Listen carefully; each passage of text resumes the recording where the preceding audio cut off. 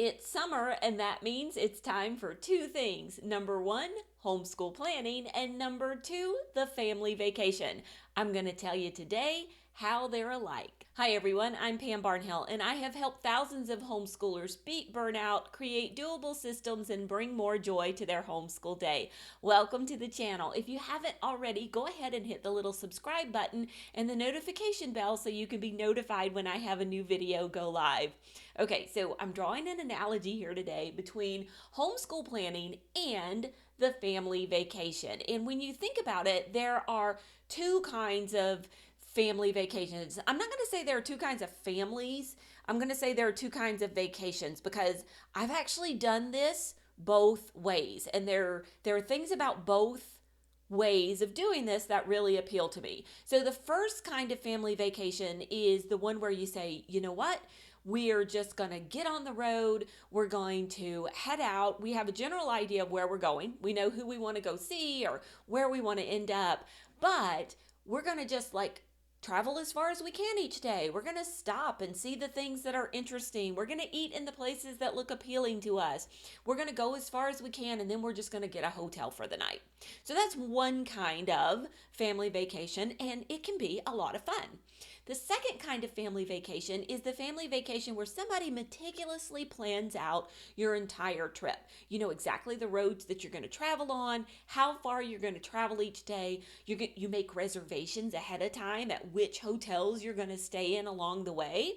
And it is your goal to follow the plans that you've made. So that's the second kind of family vacation. You also plan out all the attractions you're going to see. This can be very appealing as well. There are some benefits to doing it this way. There's some benefits to doing it the other way. Here's the deal. Here's the analogy I want to draw. People always think that planning your homeschool year has to be like that second kind of family vacation. That family vacation where you have meticulously mapped out everything you're going to do and exactly when you're going to do it, what things you're going to see, and when you're going to arrive at each precise location.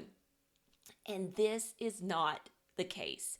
I mean, I suppose it could be the case, but that's a really, really strict, tight way to homeschool.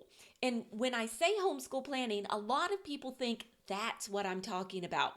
What I'm really talking about is the thing that everybody does when they go on vacation. The thing that it would be crazy not to do, and that is getting prepared. Good homeschool planning is like getting yourself prepared to go on vacation. Good homeschool planning is like the steps you take to make sure that everybody has clothes to wear. Everybody has card games to play, that you bring all of your extra chargers, that maybe you have some snacks ready to go, that you have the GPS all ready to go in the car and charged up. So if you get off the beaten path and you need to, you can find your way back. That's what I'm talking about when I'm talking about homeschool planning. So everybody who's really loosey-goosey and is like, I just want to travel until I see where I get, that's fine. But you still need to make sure that everybody has clothes to wear. And maybe you've brought the pack and play and some extra diapers and some water in the back in case you happen to break down. That's the kind of thing that I'm talking about when I'm talking about homeschool planning. Homeschool planning is not about guessing where you're going to be at any given time. Homeschool planning is about being prepared for the things that come up, being prepared for the things that you need anyway. Let me give you an example. Most people think that homeschool planning is saying that we are going to be doing this particular science experiment in chapter 3 of the science book on October 15th. That's not what I'm talking about when it comes to homeschool planning. What I'm talking about is if October 15th turns out to be a fairly normal day, there's nothing crazy going on, that we actually have the materials we need to do the next science experiment that we haven't done yet, and we're ready to go. That's what I'm talking about when it comes to homeschool planning. Because if you haven't planned anything, if you haven't done any preparation beforehand, when October 15th rolls around and you have this nice normal day where you can get a science experiment done, you're going to be scrambling. You're going to be scrambling. You're not going to have the supplies you need. You're not going to have the materials on hand. You're not going to have even like figured out that this is the chapter that is next, right? You're not ready to go.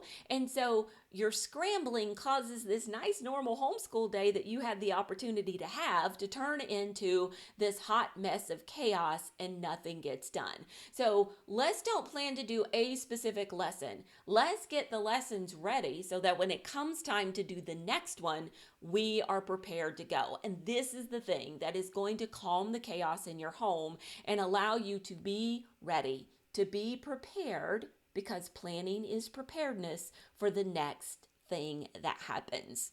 So I would like to invite you to just shift that paradigm a little bit. And instead of thinking that planning is something that's going to box you in and keep you locked in a grid, that instead it is simply being prepared for the next thing. And we can totally help you to do that. I've helped over 3,500 families plan and get ready and prepared for their homeschool year using our Put Your Homeschool Year on Autopilot planning course.